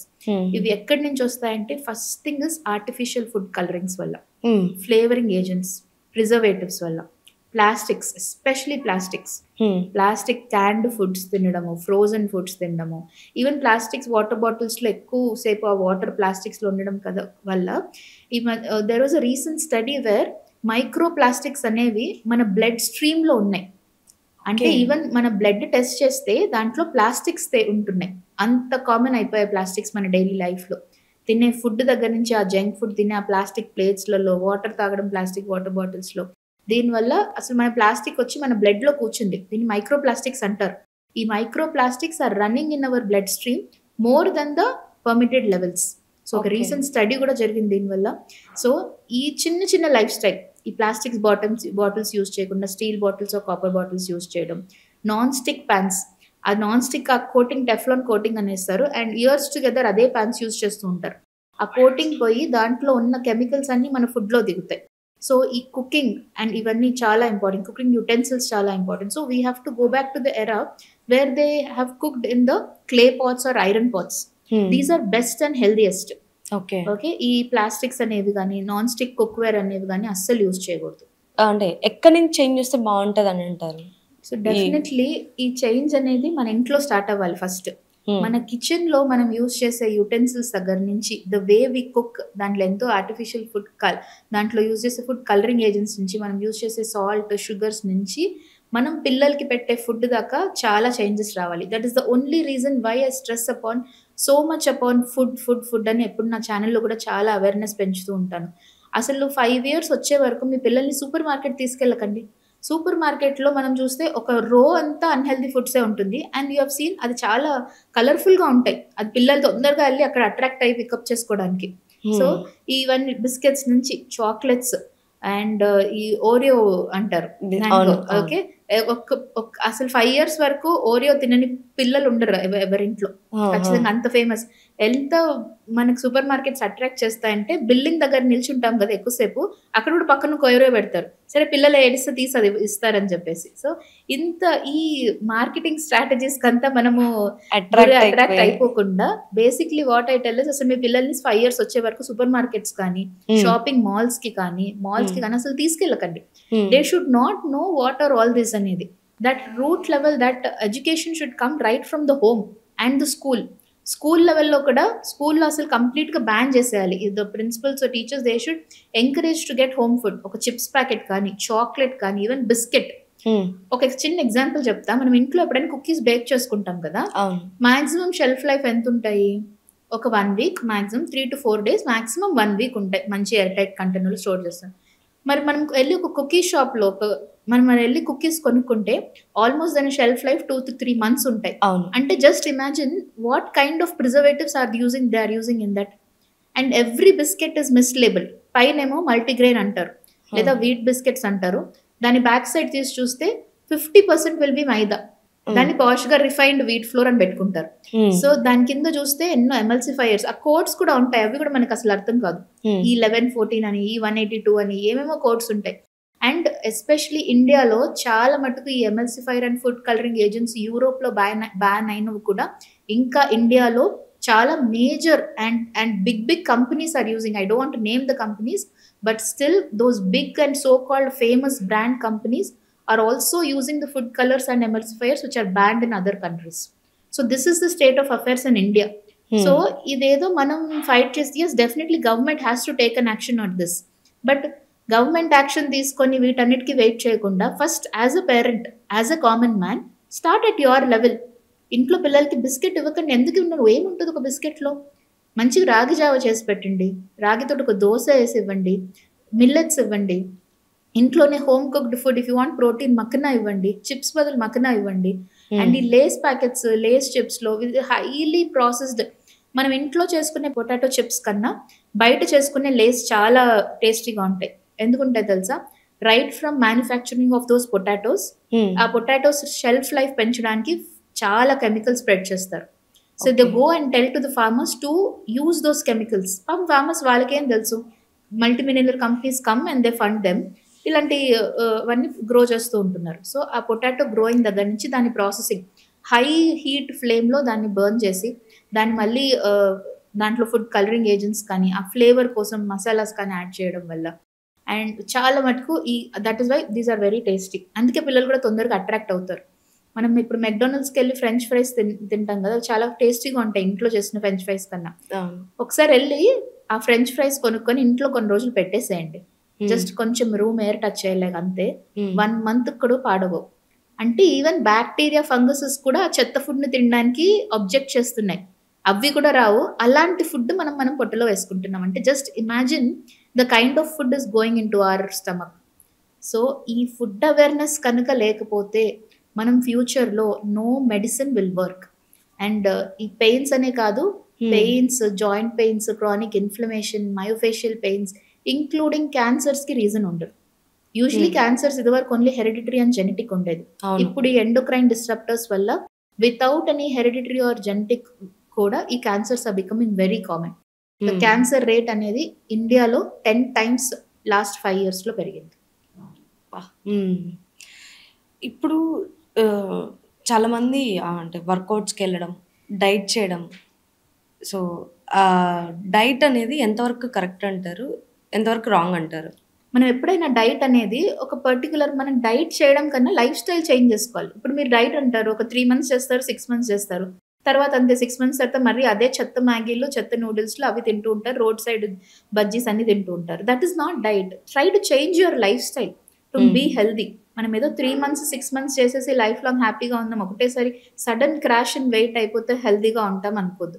Anything, weight gain or weight loss should be gradual. Weight loss అనేది ఒక పర్టికులర్ దాంట్లో మనం క్యాలరీస్ కూడా సఫిషియెంట్గా తీసుకుంటూ, అంటే carbohydrate, protein and fat intake అనేది బ్యాలెన్స్ చేసుకుంటూ మన బాడీకి ఎంత ప్రోటీన్ కావాలో అంత తీసుకొని వెయిట్ లాస్ అవుతే it is very good. So mainly weight loss will be 60% through diet. అంటే ఇష్టం ఉన్నట్టు ఏది పడితే అది తినేసి నేను జిమ్కి వెళ్ళి ఎక్సర్సైజ్ చేసి తగ్గిపోతా అంటే that is foolishness. No, that will not help you. అలా వెయిట్ లాస్ చేసుకున్నా సరే మీరు చెత్తంతా తినేసి జిమ్కి వెళ్ళి ఆ క్యాలరీస్ బర్న్ చేసుకుంటే నేను బాగుంటానంటే that is the wrong motion. Already మీ గట్ స్పాయిల్ అయిపోతుంటుంది. జస్ట్ మీ మజిల్ బిల్డ్ చేయగలరు కానీ మీ గట్ని మీరు you cannot bring it back to that original thing. So diet చాలా ఇంపార్టెంట్ వెయిట్ లాస్లో. So proper diet, and as I said, కొంతమంది ర్యాండమ్గా కీటో డైట్స్ అని, లేదా కంప్లీట్గా ప్రోటీన్ తీసేస్తారు, లేదా ఓన్లీ ప్రోటీన్ తింటారు. No, managing your carbohydrate, protein, fat as well as fibre. ఈ ప్రోటీన్ అండ్ ఫైబర్ అనేది ఇండియన్ డైట్స్లో చాలా చాలా తక్కువ ఉంటుంది. వీ వోంట్ కాన్సన్ట్రేట్ అన్నాడు. And recent study also showed that maximum carbohydrate rich food, 65% of Indians are deficient in protein, especially females. అంటే మనం డైలీ ఒక సగటు మనిషి ఒక 50 kgs అనుకోండి, we need minimum 1 gram per kg, అంటే ఒక 50 grams ఆఫ్ ప్రోటీన్ మనకు కావాలి. 50 grams ఆఫ్ ప్రోటీన్ తింటున్నాం అసలు ఆలోచించండి. ఒక చిన్న 1 ఎగ్లో, ఈజీ ఎగ్లో 6 grams ఆఫ్ ప్రోటీన్ ఉంటుంది. ఒక చిన్న 1 bowl ఆఫ్ ఎనీ దాల్లో 10 to 12 grams ఆఫ్ ప్రోటీన్ ఉంటుంది. సో ఇలా మనం క్యాల్కులేట్ చేసుకుంటే మన వెయిట్కి తగ్గ ప్రోటీన్ తింటున్నామా మనం? Definitely no. 2 కప్పులు 3 కప్పులు వైట్ రైస్ తినేస్తాము, ఇంత పెరగన్నం తినేస్తాము, కానీ ప్రోటీన్ ఎక్కడి నుంచి వస్తుంది? రావట్లేదు. So we're not building muscles. That is indirectly leading to joint pains and degeneration. So mainly protein వల్ల కూడా, అండ్ ఫైబర్ ఎంత ఇంపార్టెంటో మన బాడీకి చాలా మంది చాలా నెగ్లెక్ట్ చేస్తారు. సో ఫైబర్ రిచ్ ఫ్రూట్స్ తినడం వల్ల గట్కి డైజెషన్ కెపాసిటీ అనేది చాలా పెరుగుతుంది. సో ఈ ఫైబర్ అనుకుని కొన్ని ఫ్రూట్స్లలో కానీ, ఆరెంజెస్ అండ్ మోసంబి, ఓట్స్లో ఇలా చాలా ఫైబర్ రిచ్ ఫుడ్స్ ఉంటాయి. ఇలా ఫైబర్ రిచ్ ఫుడ్స్ తినడంలో కూడా గట్ చాలా హెల్తీగా ఉంటుంది. అండ్ ప్రోబయోటిక్స్ కూడా ఎక్కువ తీసుకోవాలి, లైక్ కర్డ్స్ కానీ, over night fermented foods, idli, dosa, ఇవన్నీ ఎక్కువ తీసుకుంటూ ఉండాలి. సో వీటన్నిటికీ ఇలా యాంటీ ఇన్ఫ్లమేటరీ డైట్ తీసుకుంటే కూడా చాలా మటుకు మనం క్రానిక్ పెయిన్స్ని రిలీవ్ చేసుకోవచ్చు. ఓకే. సో ఇంకొకటి ఏంటంటే చాలామంది డాక్టర్స్ వైట్ రైస్ తినొద్దు, బ్రౌన్ రైసే తినాలి ఇలా చెప్తున్నారు. So so hardly brown rice కి వైట్ రైస్ కి ఎక్కువ డిఫరెన్స్ లేదు calories wise and carbohydrate content wise. But brown rice లో కొంచెము ఫైబర్ కంటెంట్ అనేది ఎక్కువ ఉంటుంది. ఆ ఫైబర్ కంటెంట్ వల్ల మనం కొంచెం ఎక్కువ వైట్ రైస్ ఎక్కువ బ్రౌన్ రైస్ ఎక్కువ తినలేము. సో కొంచెం ఎక్కువ ఎర్లీగా మనం ఫుల్ అయిపోతాం. సో వైట్ రైస్ మనం 2 cups తింటే బ్రౌన్ రైస్ 1 cup తినగానే ఫుల్ అయిపోతాం. So white rice and brown rice or almost the same. కాకపోతే కొంచెం ఫైబర్ కంటెంట్ ఎక్కువ ఉంటుంది కాబట్టి brown rice comparatively brown rice is much better. అలా అని బ్రౌన్ రైస్ తో బ్రౌన్ రైస్ తింటున్నామని ఎంత కావాలంటే తింటే that is also equally sugar levels అంటే అంతే స్పైక్ అవుతాయి. దాని గ్లైసమిక్ ఇండెక్స్ అంటారు. సో బ్రౌన్ రైస్ కి వైట్ రైస్ కి గ్లైసమిక్ ఇండెక్స్ పెద్ద తేడా లేదు. మనం వైట్ రైస్ తింటే ఎంత షుగర్ లెవెల్స్ ఎక్కువ అవుతాయో బ్రౌన్ రైస్ తింటే దానికన్నా 10 to 12% ఎక్కువ, తక్కువ రేంజ్ లో ఎక్కువ అవుతాయి అనమాట. So both are same. నన్ను అడిగితే best is millets are best. If diabetic diet అయినా లేదా if your weight loss journey చేయాలనుకుంటే you can shift your diet to millets. But మన ఇండియన్ కల్చర్లో మనం చిన్నప్పటి నుంచి అన్నం తిండి పెరిగాం కాబట్టి the best is alteration. Nothing in more, nothing in everything in moderation. Moderation is the key. అది గుర్తుపెట్టుకోవాలి ఎప్పుడైనా. మనం వైట్ రైస్ తిన్నా సరే ఒక cup white rice. Suppose millets తినాలనుకుంటే 1 day you eat white rice, 1 day you eat brown rice, next day you eat millets, next day you eat oats. Don't completely shift the same diet to complete oats తినడం కానీ everyday white rice తినడం కానీ అలా చేయకూడదు. So ఇప్పుడు మన food గురించి మాట్లాడుతున్నాం కాబట్టి ఇప్పుడు సోషల్ మీడియా ఎక్కువైపోయి సో ప్రతి ఒక్కరు వచ్చి ఫుడ్ గురించి ఎక్స్ప్లెయిన్ చేస్తూ సో ప్రతి ఒక్కటి షుగర్స్ ఫుడ్ చూపించడం కానీ పిల్లలు చాలామంది అట్రాక్ట్ అవుతున్నారు. ఈ ఫుడ్ ఇన్ఫ్లుయెన్సర్స్ వచ్చి ఏ ఫుడ్ పడితే అది ప్రమోట్ చేస్తూ ఇది తింటే బాగుంటుంది, అందరికీ ఒక క్రేవింగ్స్ ఉంటాయి కదా ప్రతి ఒక్కరికి. ఆ పిల్లలు చూస్తున్నప్పుడు కూడా నేను ఈ ఫుడ్ తినాలనుకుని పిల్లలు వెళ్ళి పేరెంట్స్కి అడగడం, వాళ్ళు ఆ షుగర్స్ చేసి పెట్టడం. సో ఇలా మొత్తం మిస్ఇన్ఫర్మేషన్ మొత్తం స్ప్రెడ్ అవుతుంది. సో ఆ అవేర్నెస్ని తగ్గించాలి. సో ఇలాంటి రూల్ వస్తే ఒకటి గవర్నమెంట్ తెస్తే బాగుంటుంది అని అంటే మీరేమన్నా యా ఇట్స్ ట్రూ. ఎందుకంటే ఈ ఫుడ్ ఇన్ఫ్లుయెన్సెస్ ఎంత కామన్గా అయిపోతారు and the way they show that food అది చూస్తేనే టెంప్టింగ్గా ఉంటుంది, అక్కడికి వెళ్ళి ట్రై చేయాలి అని అనిపిస్తుంది. బేసిక్లీ ఇన్ఫ్లుయెన్సర్స్ మీద ఒక లా రావాలి. అంటే especially on health industry, finance and law. ఈ 3 ఇండస్ట్రీస్లో unless and until you have some degree in that you cannot promote anything blindly. ఇన్ఫ్లుయెన్సర్స్కి కూడా కొన్ని లాస్ రావాలి డెఫినెట్లీ ఇండియాలో కూడా.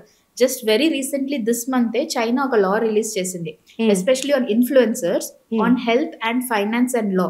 Unless and until you have those particular degrees and you're eligible to talk on health, you are not supposed to bring out any food English. Telugu. రీసెంట్గా చైనాలో ఒక law just ఈ మంత్ రిలీజ్ అయింది telling that influencers అనేవాళ్ళు unless and until వాళ్ళకి ఒక particular degree ఉంటే తప్ప ఎస్పెషలీ ఆన్ హెల్త్ ఫైనాన్స్ లో they are not suppose to promote అని. సో బేసిక్ డిగ్రీ అనేది ఖచ్చితంగా ఉండాలి అని హెల్త్ ఇన్ఫ్లుయెన్సర్స్ పైన ఒక లా వచ్చింది. I feel same law should be implemented in India also.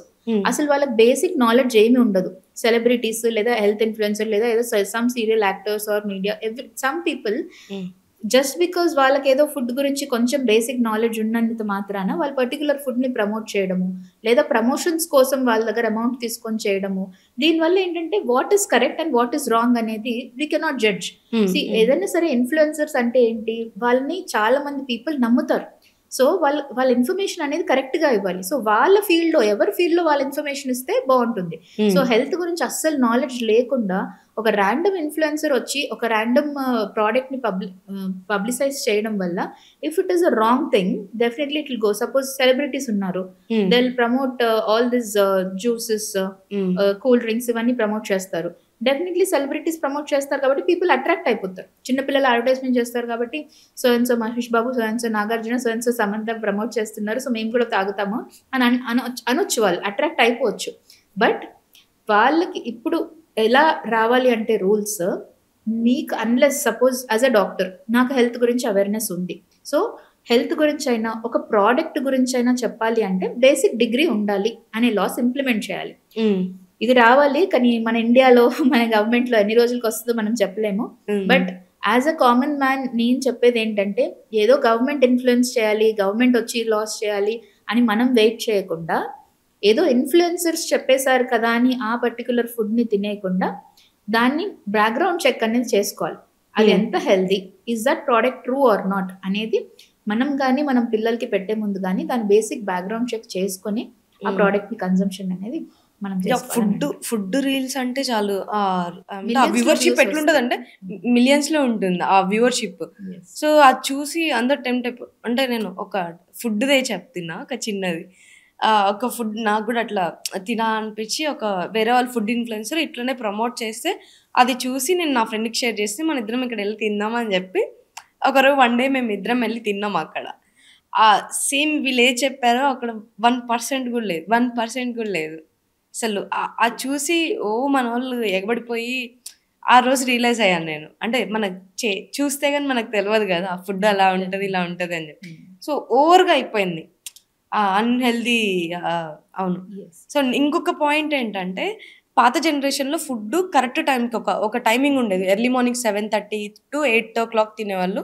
And afternoon 12:30, 1 అట్లా 1:00 తినేవాళ్ళు. ఈవినింగ్ 6, 7కి కంప్లీట్ చేసేవాళ్ళు. సో, వాళ్ళు ఏజ్ అప్పుడు ఆహ్, మంచిగా ఒక ఏజ్ వరకు వాళ్ళు ఆహ్, హెల్తీగా ఉండాలి. హెల్తీగా ఉండేవాళ్ళు. సో, ఈ ఏజ్‌లో మన ఎప్పుడంటే అప్పుడు ఫుడ్ తినడం వల్ల మన ఏజ్ గ్యారంటీ అనేది తగ్గిపోతుంది. సో, అది ట్రూ అంటారా? కాదంటారా? Definitely. These are all gut disrupt అయిపోతుంది మనకి. ఏంటంటే మన బాడీలో కొన్ని హార్మోన్స్ ఉంటాయి. ఈ పర్టిక్యులర్ టైంకి అందుకే జైన్ కమ్యూనిటీలో చూసారా యూజువల్లీ వాళ్ళు సూర్యాస్తమయం తర్వాత తినరు. అంటే సన్‌సెట్ తర్వాత అసలు తినరు. That is what is their beauty of that community. అది actually scientifically also is true. After sunset మన బాడీలో ఉన్న కొన్ని digestive hormones and cortisol levels అనేవి డిక్రీజ్ అవుతూ ఉంటాయి.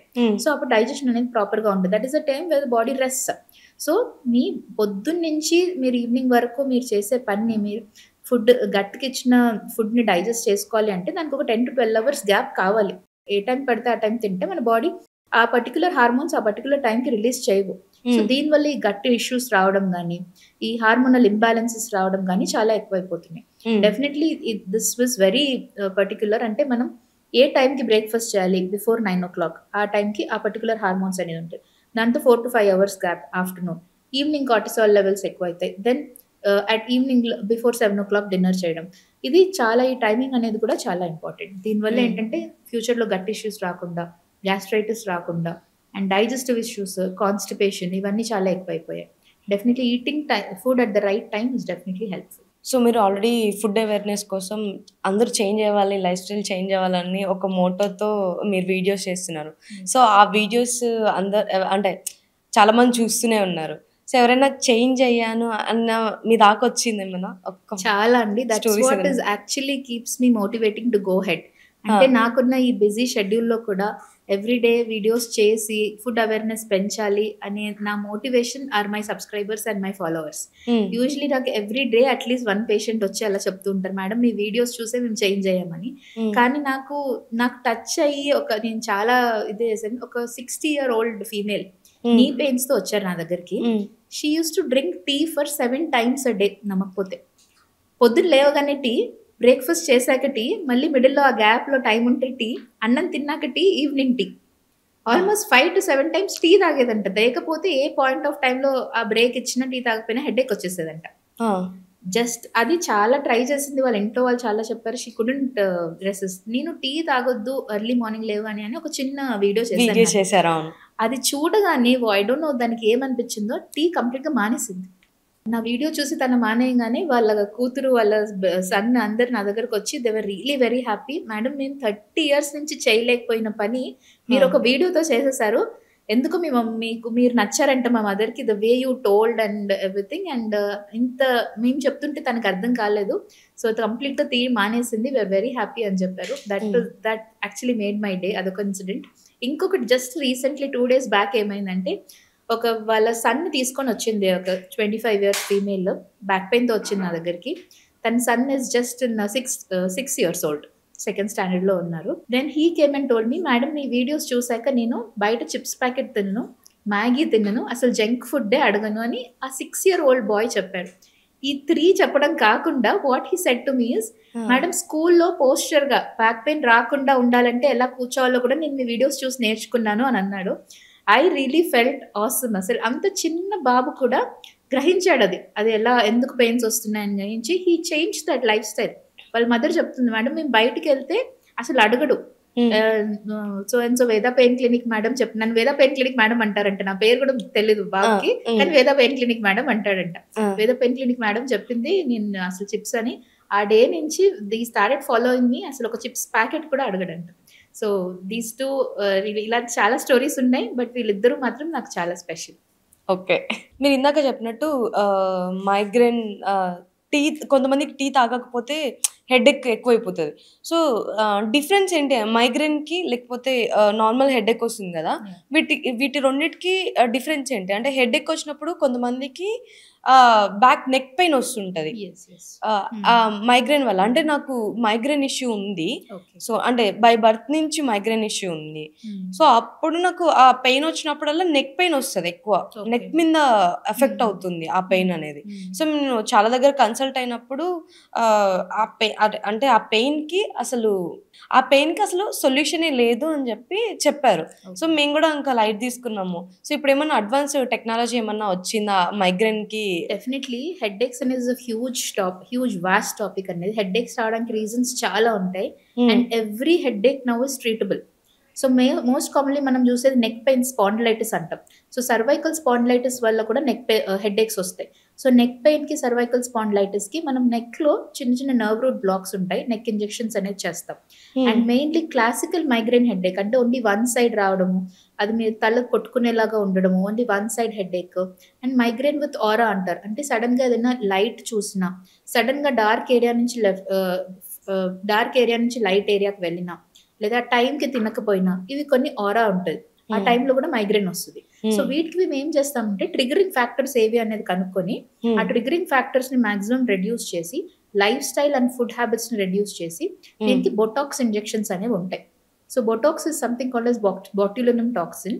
ఈ ఇంజెక్షన్స్ ది హెడ్ లో కొన్ని స్పెసిఫిక్ పాయింట్స్ ఉంటాయి, దీంట్లో ఇస్తే మైగ్రేన్ హెడేక్ ట్రీటబుల్ అండి. Definitely solution, there is a solution migraine కి. మెయిన్లీ మల్టీమోడల్ అప్రోచ్, ఈ botox injection, treating the cause and life style and diet, and simple basic exercises, breathing exercises కూడా ఉంటాయి. So ఈ Botox injections అనేవి migraine వాళ్ళు తీసుకుంటే చాలా హెల్ప్ అవుతుంది. సో నేనంటే ఇప్పుడు దాకా చాలా మందిని కన్సల్ట్ అయ్యాను, లైక్ నాకు కూడా తెలియదు అంటే మీరు అక్కడ మైగ్రేన్కి కూడా ట్రీట్మెంట్ మీరు చేస్తారని నాకు తెలియదు. నార్మల్గా నీ పెయిన్స్ అలా తెలుసు. సో ఇప్పుడు దాకా నేను ఎక్కడ కన్సల్ట్ అయినా దానికి అసలు ఇది లేదు, ఖచ్చితంగా అది పోదు అని చెప్పేసి అన్నారు. సో మీరు ఇప్పుడు దానికి ఒక సొల్యూషన్ చెప్పారు. సో దాని ద్వారా స్పాండిలైటిస్ అని ఒకటి ఈ మధ్య ఎక్కువ వింటున్నాము. సో దానికి సొల్యూషన్ కూడా ఉందా? డెఫినెట్లీ. ఈ స్పాండిలైటిస్ అనేది సర్వైకల్ స్పాండిలైటిస్, దీన్నే సయాటికా అని కూడా. యాక్చువల్లీ స్పాండిలైటిస్ అనే టర్మ్ ఏంటి అంటే it is nothing but disc prolapse. So cervical usually చాలా మంది సర్వైకల్ స్పాండిలైటిస్ వచ్చిన వాళ్ళు కాలర్ పెట్టుకుంటూ ఉంటారు. సో మాకు డాక్టరే సజెస్ట్ చేస్తారు, లేదా ఫిజియోథెరపిస్ట్ చెప్పారు అని స్టిఫ్ గా కాలర్ పెట్టేసుకుంటుంటారు. That is wrong. యాక్చువల్లీ మీరు కాలర్ పెట్టుకోవడం వల్ల ఈ నెక్ మజిల్స్ అనేవి ఇంకా స్టిఫ్ అయిపోయి నెక్ మజిల్స్ స్పాజమ్ లోకి వెళ్ళిపోతాయి. సో సర్వైకల్ స్పాండిలైటిస్ వస్తే ఇన్ఫాక్ట్ ప్రాపర్ గా ఎక్సర్సైజ్ చేసుకొని మూవ్మెంట్స్ అనేవి ఉండాలి. ఓన్లీ లాస్ట్ స్టేజెస్ ఎప్పుడైతే ఎక్కువ సివియర్ గా డిస్క్ వచ్చినప్పుడే కొంతమందికి మాత్రమే నెక్ కాలర్స్ చెప్తాం. చాలా మంది డాక్టర్స్ కన్సల్ట్ అవ్వకుండా ఆ కాలర్స్ పెట్టేసుకుంటూ ఉంటారు, దానివల్ల ఇంకా అగ్రివేట్ అవుతుంది. సో ఇప్పుడు రీసెంట్గా వచ్చే టెక్నిక్స్ ఏంటంటే nerve blocks and epidural injections అని చేస్తాం. ఈ epidural injections and radio frequency ablations వల్ల ఈ స్పాండిలైటిస్ కూడా ట్రీట్మెంట్ ఉంటుంది. సేమ్ అది నెక్ స్పాండిలైటిస్ అయినా బ్యాక్ స్పాండిలైటిస్ అయినా రెండింటికి epidural injections, nerve blocks and radio frequency ablations అని ఉంటాయి. చిన్న సింపుల్ టెక్నిక్సే, and all these are day care procedures. The beauty of pain management ఏంటంటే ఇవన్నీ డే కేర్, దేంట్లో అడ్మిషన్ ఉండదు. సో పేషెంట్ మా దగ్గర వచ్చినప్పుడు దాన్ని అనలైజ్ చేసి దాన్ని మనకి ఇంజెక్షన్స్ ఇచ్చి by evening will discharge the patient. So ఇవి జస్ట్ సింపుల్గా డే కేర్ ప్రొసీజర్స్ అయిపోయిన తర్వాత కూడా then can just walk and go, bed rest లాంటివి కూడా ఏమి ఉండవు.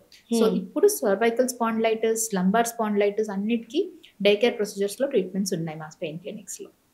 సో ఇప్పుడు మీరు ఇలా చెప్పారు. సో ఫిజియోథెరపీకి దీనికి డిఫరెన్స్ ఏంటి? ఇప్పుడు physiotherapy is basically muscle strengthening. వాళ్ళు ఎక్సర్సైజెస్ చేస్తారు అండ్ పైనుంచి ఏవో మెషిన్స్ పెడతారు. దానివల్ల ఏంటంటే టెంపరీగా మెషిన్స్ పెట్టడం వల్ల మన బ్రెయిన్స్కి పెయిన్ సిగ్నల్స్ అనేవి స్టాప్ అవుతాయి. ఐఎఫ్టీ అని, అల్ట్రాసౌండ్ అని అలా చేస్తారు. లేదా ఎక్సర్సైజెస్ వల్ల కొన్ని మజిల్ స్ట్రెంథనింగ్ అవుతారు. Yes physiotherapy is not bad, muscle strengthening కావాలి. We combine physiotherapy with our injection techniques. Physiotherapy వల్ల రూట్ కాజ్ మనం మోడిఫై చేయలేం. ఇప్పుడు మనకి స్పాండిలైటిస్ అన్నారు. ఆ స్పాండిలైటిస్లో మెయిన్లీ ఏంటంటే నర్వ్ రూట్ ఇన్ఫ్లమేషన్ వల్ల. ఆ ఇన్ఫ్లమేషన్ని మనము జస్ట్ ఫిజియోథెరపీ వల్ల తగ్గించలేం. సో ఈ ఇంజెక్షన్స్ తీసుకొని అది మెయింటైన్ చేయడానికి మనం ఫిజియోథెరపీ ఎక్సర్సైజెస్ అనేవి చేసుకోవచ్చు. So basically physiotherapy is something ఎక్స్టర్నల్గా చేసేది. అంటే అవి పైనుంచి చేసేవి and it is little temporary. But ఫిజియోథెరపీలో కూడా నర్వ్ స్ట్రెంథనింగ్ ఎక్సర్సైజెస్ అనేవి చేసుకోవాలి. That is good. ఈ ట్రీట్మెంట్స్ ఇన్ పెయిన్ మేనేజ్మెంట్ ఏంటంటే రూట్ కాజ్ని ట్రీట్ చేయడం is pain management. Okay. So Karthika గారు చాలా అంటే చాలా థ్యాంక్ యూ సో మచ్. ఎందుకంటే నాకు కూడా తెలీదు ఇవన్నిటికీ సొల్యూషన్ ఉంది అని చెప్పేసి. మేము ఎక్కడ క్లినిక్కి వెళ్ళినా లేకపోతే ఎక్కడ డాక్టర్ని కన్సల్ట్ అయినా ఇలాంటి వాటికి ఇంకా ట్రీట్మెంట్ లేదు, అది లైఫ్ లాంగ్ ఉండిపోతుంది. అలానే మైగ్రేన్కి కానీ లేకపోతే నేను చాలా నేర్చుకున్నాను మీ దగ్గర నుంచి ఈరోజు. సో ఇవన్నీ నాకేం తెలియకపోతుండే, లైక్ ఇవన్నీ ఎన్ని ట్రీట్మెంట్స్ ఉన్నాయా లేకపోతే ఇలా డీల్ చేస్తారా, ఇలా ట్రీట్మెంట్స్ ఉంటాయి. So thank you so much. మీ దగ్గర నుంచి నేను ఈరోజు ఒక పెద్ద లెసన్ నేర్చుకున్నా. ఎవరైనా అడిగితే వెంటనే కన్సల్ట్ అవ్వండి అని చెప్పడానికి కూడా పాసిబిలిటీ నాకు అర్థమైంది. So I also urge all the viewers, chronic pain తోటి అసలు పెయిన్ తోటి బాధపడకండి. For pain there is definitely a solution for everything. అన్నిటికీ ఇప్పుడు there is advance technology. Don't suffer with pain and silence. There are treatments for everything now. Okay, మీరు ఇంత కష్టపడి food awareness create చేయడానికి చాలా ట్రై చేస్తున్నారు. సో ఇవన్నీ videos చూసి అందరు ఇంకా చేంజ్ అవ్వాలి, లైఫ్ స్టైల్ మార్చుకోవాలి, ఈ పెయిన్స్ నుంచి బయటపడాలని చెప్పి మేము నిజంగా కోరుకుంటున్నాం. Thank you so much. Thank you, Jyoti. Thank you. It was really nice interacting with you. Thank you so much. Thanks for this opportunity. Yeah.